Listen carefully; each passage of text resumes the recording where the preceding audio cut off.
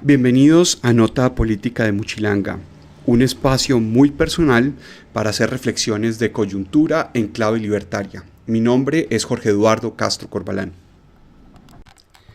Bueno, en esta Nota Política de Muchilanga vamos a hacer una primera reflexión. Quiero compartir una primera reflexión sobre las elecciones de este año en Estados Unidos, que es de lejos la variable principal en la política de todo el planeta. El mismo proceso de paz en Colombia está influenciado por la política norteamericana, el proceso de transición en Cuba, el proceso de transición en Venezuela, la reactivación económica en todo el planeta. En fin, son muchos los temas importantes que van a tener contexto a partir de estas elecciones. Eso no significa que una elección presidencial de Estados Unidos sea transformadora del mundo. Eso no es así, pero lo cierto es que una decisión presidencial en Estados Unidos tiene muchas implicaciones en el mundo. ¿Y por qué digo que una elección presidencial en Estados Unidos no transforma el mundo?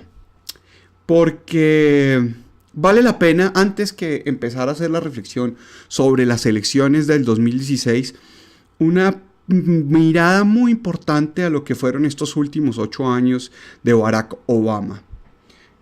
No podemos entender las elecciones del 2016 sin entender tampoco la evaluación que hacen los electores y las fuerzas políticas de lo que ha sido el gobierno de Barack Obama.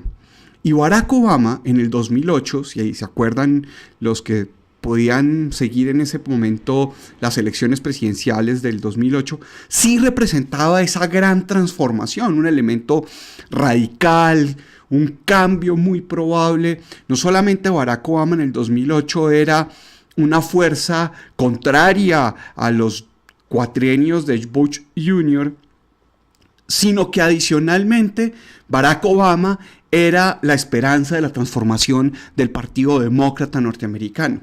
Cuando a mí la gente me habla de Sanders y lo pintan como una cosa muy peligrosa y delicada porque habla del socialismo, a mí me toca recordar que en el 2008 el Sanders de ese momento se llamaba Barack Obama. Y Barack Obama lo que hizo fue radicalizarse hacia la izquierda, recoger los votos y el entusiasmo probablemente de muchos de los que hoy sienten que lo de Sanders es algo novedoso. Pues no, en el 2008 el Sanders de ese momento se llamaba Barack Obama y también competía contra Hillary Clinton. Y ese Barack Obama, que despertaba tanto entusiasmo, le ganó a la Hillary Clinton experta, con toda la maquinaria del partido, el conocimiento de Washington por las espaldas del proceso presidencial de su marido, la vida política de muchos años en el Partido Demócrata. Entonces, pues ahí efectivamente uno podía haber dicho, con Barack Obama en el 2008 había una impresión de un cambio en la elección presidencial del 2008. Tan es así que no bien terminado el 2008, entrado el 2009, rápidamente el Comité del Premio Nobel de la Paz de Noruega le otorga, iniciando el mandato, le otorga a Barack Obama el Premio de la Paz. Y ahí es donde yo creo que vale la pena poner en perspectiva lo que se puede lograr y lo que no se puede lograr en una elección presidencial en Estados Unidos. Muchos dirán que es que lo que pasó con Obama fue que no lo dejaron gobernar, ¿no? Obama tampoco era que tuvo la estrategia para ganarle a Clinton, pero tampoco era que tuviera demasiadas posibilidades en el 2008. Casi hubo un pedazo en esas elecciones en las que el mismo Barack Obama iba por debajo de McCain. Entonces, no es que no hubiera una cosa radical, transformadora. ¿Y qué ha pasado en estos 8 años con el Nobel de la Paz, con el Premio Nobel de la Paz Barack Obama? Recibió una economía en la gran recesión, y todo indica que la volatilidad monetaria, el endeudamiento fiscal de los estados y los bajos niveles de crecimiento económico, con unas políticas monetarias súper heterodoxas, no han hecho tampoco una mayor transformación productiva a partir de lo que pudo haber hecho el gobierno federal de Barack Obama. De hecho, es muy probable que gran parte del descontento que hoy reflejan Sanders, los votantes de Sanders y también los de Trump, y gran parte del fenómeno de Trump, tiene que ver con esta falta de una real reactivación económica de Estados Unidos, que finalmente lo que mucha gente dijo, y es que lo que sucedió en el gobierno de Barack Obama fue un poco esconder bajo el gasto público, bajo la flexibilidad monetaria, la falta de decisión política para realmente hacer la tarea de corregir como se debía el problema de la gran recesión. Y entonces pues se ha venido postergando la tarea, y en estos 8 años efectivamente Obama no lo hizo. Y en el tema de paz, pues mucho menos. En el tema de paz tenemos no solamente una mayor inestabilidad a la que recibió en Irak, sino que ahora tenemos Siria, un conflicto muy complejo, después de haber además entrado en Libia sin apoyo del Congreso, una crisis de refugiados en Europa y por supuesto una crisis aún más delicada en Ucrania. Entonces, estos 8 años de Barack Obama evidentemente reflejan preguntas en el electorado norteamericano, pero también deberían reflejarnos preguntas a todos sobre las expectativas de lo que puede ser o hacer un presidente norteamericano. Porque en el momento que se eligió a Barack Obama, muchos afuera de Estados Unidos y otros tantos en Estados Unidos, pero sobre todo afuera de Estados Unidos, sentían que esa era la gran elección, era el gran cambio. Estados Unidos elegía por primera vez un presidente afrodescendiente con un discurso de izquierda, mucho ovacionado en Alemania, una socialdemócrata, en los países franceses, la izquierda del mundo, a menos no radical, pero sí socialdemócrata, contemplaba una cosa muy, muy transformadora con Obama. Y lo cierto es que 8 años después, todo indica que Obama, como gran transformación final de su gobierno, va a impulsar la candidatura de la que fue su contradictora en el 2008, y es Hillary. Es decir, que Obama sería una gran pausa para lo que sería la candidatura muy probable de Hillary, la presidencia muy probable de Hillary este año, que las cuentas parecieran dar para que Hillary ganara finalmente en el 2016, primero la nominación demócrata con un poco de picante y sabor de Sanders, pero finalmente ganara la nominación demócrata, y al final, digamos, todo este proceso termine con Hillary como presidenta. Y entonces lo que hemos tenido con Barack Obama no solamente no fue la salida de la gran recesión, sino la gran pausa para que Hillary Clinton se ausentara del poder presidencial durante 8 años. Pudimos haber tenido a Hillary Clinton de presidenta en el 2008 y la vamos a tener en el 2016. Esa es, digamos, la gran transformación de Obama. Nos hizo esperar a Hillary Clinton. Y ahora es una Hillary Clinton, por supuesto, mucho más institucional, mucho más cercana a los lobbies políticos, mucho más contradecida consigo mismo, en fin. En ese contexto es que yo quería primero arrancar estas reflexiones sobre las elecciones del 2016, porque obviamente parte de una elección es el análisis de lo que sucedió en el gobierno anterior, porque los políticos se van a alinear como continuidad de lo que se dio o como un cambio sustancial. Obama lo hizo como un cambio sustancial de Bush. Preguntemos en Siria, o preguntemos pues en el tema del endeudamiento fiscal, o preguntemos en la política monetaria. Y pues obviamente como final de su proyecto es la continuidad en cabeza de Hillary Clinton. Es decir, no hubo nada radical tampoco con Obama, algunas cosas simbólicas, pero digamos nada muy radical. Obviamente en América Latina el tema de Cuba, pero no habría sido tampoco muy diferente a lo de Hillary. Así que con este contexto vale la pena empezar ahora a pensar lo que se viene. Y estas elecciones van a ser las elecciones también de un nuevo periodo presidencial de 8 años. Los norteamericanos tienen la posibilidad de reelegirse en la mitad del periodo, es decir, habría una especie de primer debate electoral en el 2022, pero en principio los dos contendientes fuertes de los partidos más grandes, tanto Hillary como Donald, estarían pensando ser presidentes por 8 años. Luego, lo que se está jugando aquí es al presidente de los próximos 8 años en Estados Unidos. ¿Y qué va a pasar en los próximos 8 años en Estados Unidos y en el planeta? Bueno, mantendremos la volatilidad monetaria. Se prometieron 4 aumentos de tasas de interés para este año y todavía no vamos al primero, promesas de 1 probablemente, pero no. Y eso es claro indicador de que en el fondo no hay confianza en la recuperación económica, pero en un año electoral es mejor mantener las cosas quietas. Tendremos en estos 8 años todo un debate duro sobre qué es Europa. No solamente el Brexit, los partidos de izquierda radical como Podemos, el proceso de Grecia, pero sobre todo los refugiados europeos.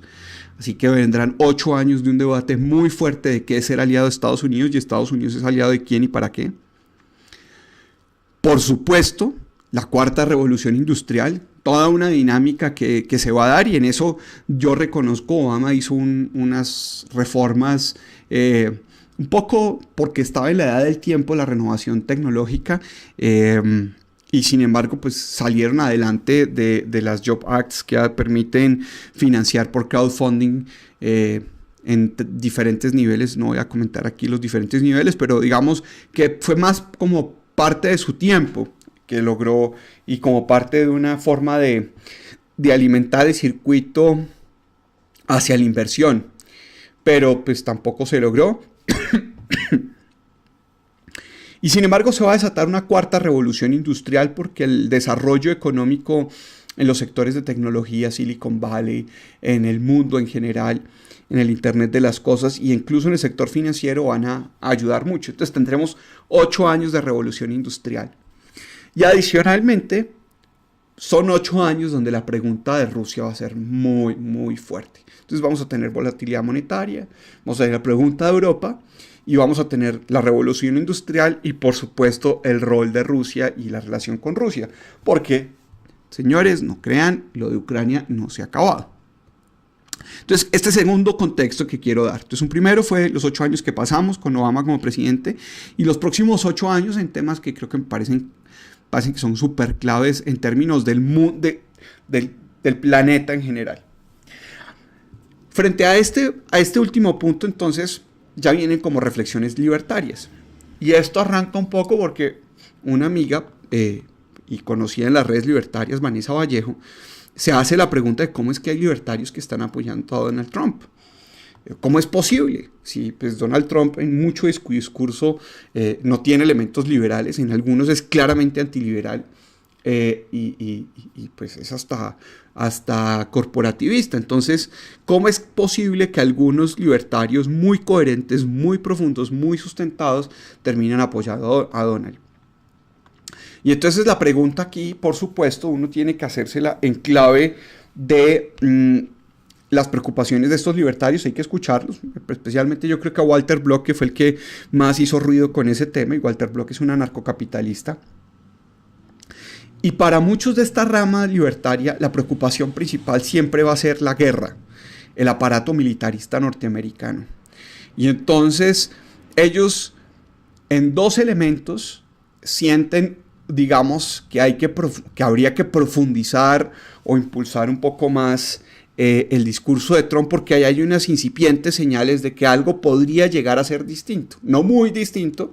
Un anarcocapitalista o un libertario no pone su expectativa estratégica o su cambio profundo en lo que haga la política, en lo que haga el gobierno, pero si puede ayudar a ciertos elementos tácticos, lo hace. Elementos profundos de cambio vienen desde el sector privado para un libertario, sobre todo para un anarcocapitalista como Walter Block. Entonces, ¿qué es lo que está definiendo Walter Block? Walter Block está preocupado y mucho en las tensiones con Rusia, más si por ejemplo vuelve a bajar en unos años el precio del dólar, el precio del dólar, el precio del petróleo, sí hay una posición, digamos, estratégica de mantener apoyos a la zona de influencia de Rusia.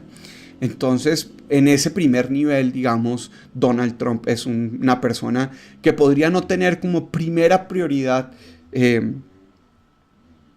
desatar un proceso de confrontación con Vladimir Putin o con el sector, digamos, corporativo militarista ruso.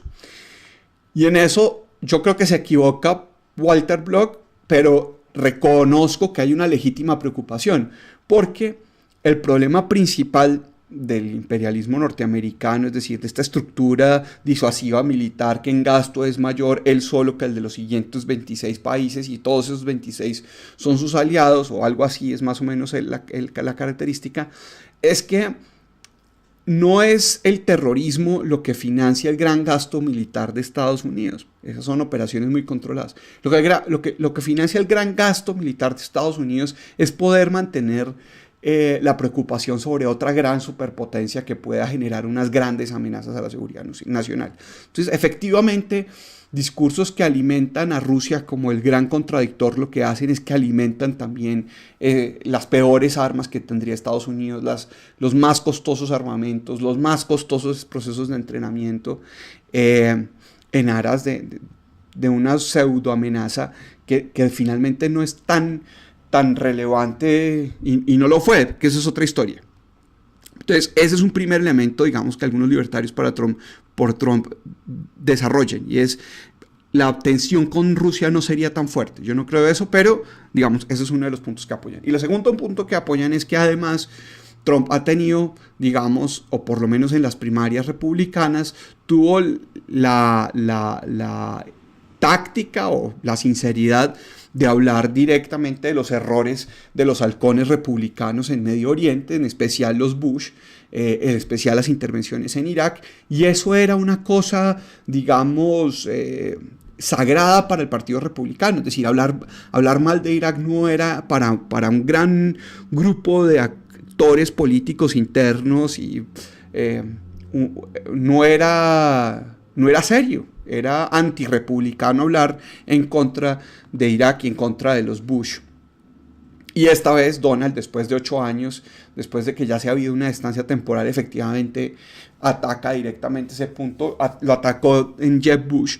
Y entonces yo creo que ahí, digamos, hay elementos porque algunos libertarios podrían encontrarse ciertamente resonados con el elemento antimilitarista de desactivación muy pausada pues que daría Trump, pero que por lo menos es más concreta y más real que otras alternativas que vienen. Obviamente Rand Paul se desinfló, entonces en esta etapa del proceso, ya no estando Rand Paul, pues digamos apuntan a intensificar esta línea no ingenuamente no intervencionista, porque entienden que Donald Trump tiene un espíritu guerrerista, pero sí una forma más inteligente de ejercer incluso el tema militar, y eso sentirán ellos que es, o pensarán ellos que es una ganancia sustantiva. Así que, digamos, esa es una reflexión, no comparto, pero dejo eso en el debate.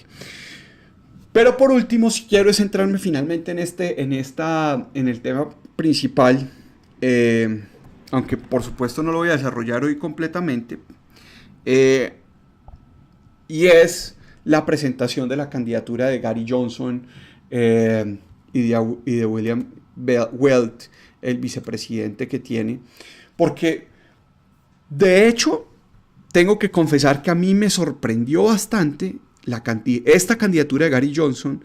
Me está sorprendiendo bastante gratamente. Gary Johnson, en términos ideológicos y teóricos, no me entusiasma como me entusiasmó en su momento Ron Paul, y la estrategia no me entusiasma como me pudo haber medio parecido sensata la de Rand Paul, pero reconozco que el hecho de que Gary Johnson se haya buscado como vicepresidente a otro exgobernador de otro estado importante, manda muchos mensajes. Massachusetts es de donde fue gobernador William Weld, manda muchos mensajes importantes acerca del tipo de pelea que quisiera cazar el Partido Libertario con esta fórmula presidencial y vicepresidencial. Es decir, tienes dos gobernadores de dos estados relativamente importantes, Nuevo México y Massachusetts. Tienen experiencia de gobierno, tienen experiencia política. Es un tercer partido, es un partido alternativo, es un partido, digamos, en claves distintas a la lógica tradicional del bipartidismo norteamericano y con unas figuras con track record. Y eso, para lo bueno y para lo malo, es importante. Entonces, Gary Johnson y el Partido Libertario han hecho una entrada muy, muy interesante sobre el planteamiento electoral.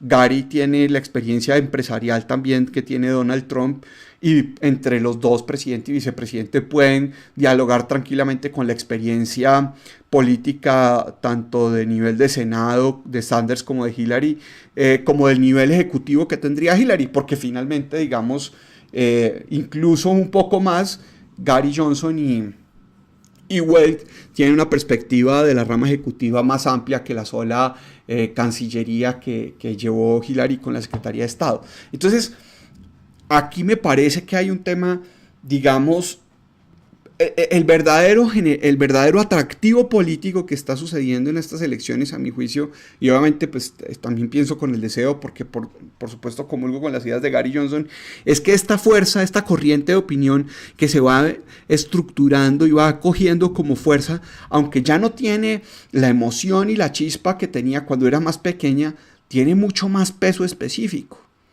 Y tendrá más, y este es mi llamado porque después voy a hacer un solo programa hablando de Gary Johnson y de William Weld, contándoselo a los que no conozcan, y tendrá más si logramos, entre muchos, que Gary Johnson entre a las encuestas, a los debates norteamericanos, y eso haga que el Partido Libertario efectivamente entre a pisarle fuerte a los dos partidos tradicionales norteamericanos, porque eso va a tener también una reflexión profunda sobre los estados norteamericanos, en donde generalmente un estado es demócrata o republicano. Bueno, pues ya hay un partido que va a empezar a hacer algo distinto, a romper un poco esta fractura de que una cosa es de un partido y otra cosa es de otro partido.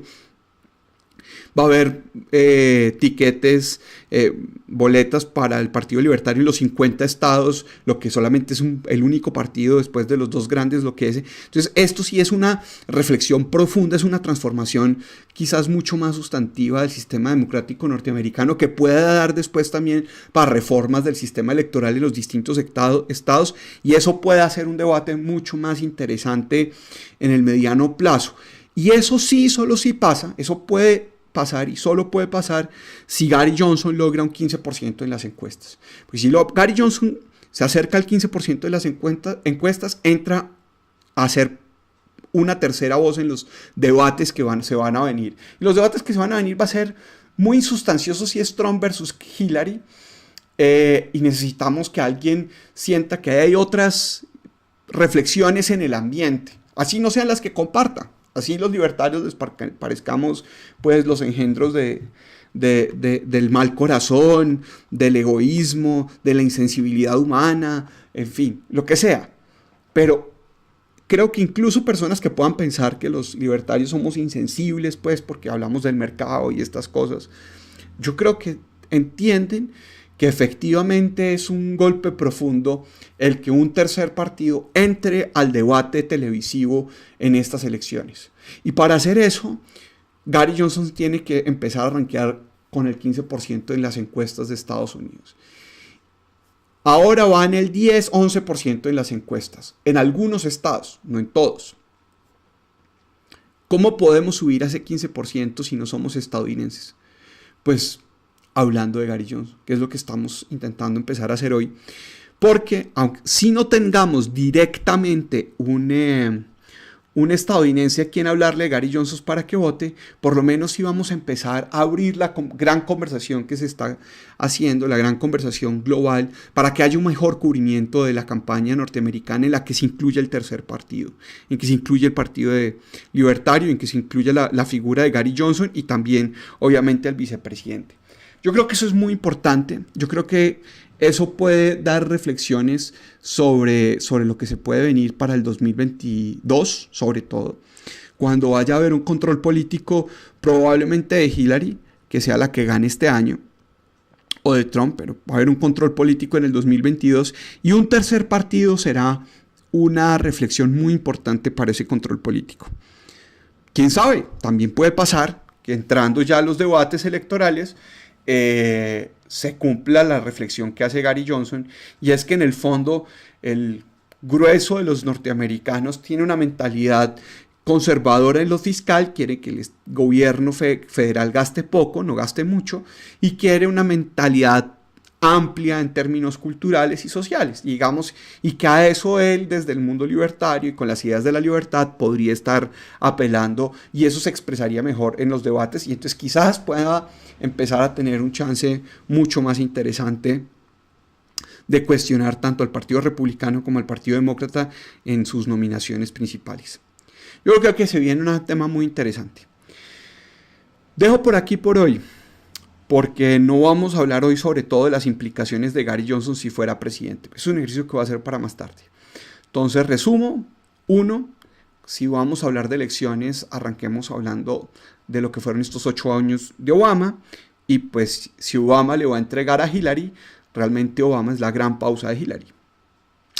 Hemos esperado 8 años para ver el gran cambio de Obama 2008, y el gran cambio de Obama 2008 es Hillary 2016. Complejo, ¿no? Lo segundo, tenemos por lo menos 4 grandes retos de aquí al 2024, que es cuando va a haber el cambio de gobierno del próximo presidente, si no lo cambian antes, en el 2020. Y vamos a tener volatilidad monetaria, la cuarta revolución industrial, la pregunta sobre Europa, emergiendo por los refugiados europeos, pero también por la salida de varios países europeos de la Unión Europea, la crisis de la Unión Europea, el rol de Rusia en medio de todas esas tensiones en Oriente y en Europa, y efectivamente también de sus propias finanzas estatales. Entonces vamos a tener unos 8 años muy, muy interesantes. Y quizás si Gary Johnson entra al debate, por lo menos deja en muchos las ideas de que el camino de la libertad tienen respuesta para varias de esas preguntas. Aquí los dejo. Un gran saludo, un abrazo, hasta luego. Y hasta aquí y por ahora se acabó la Muchilanga. Muchas gracias por acompañarme, comentarios, debates, bienvenido. Correo es notademuchilanga@gmail.com y me pueden encontrar también en Twitter con @amautajorge. Que estén muy bien, muchas gracias.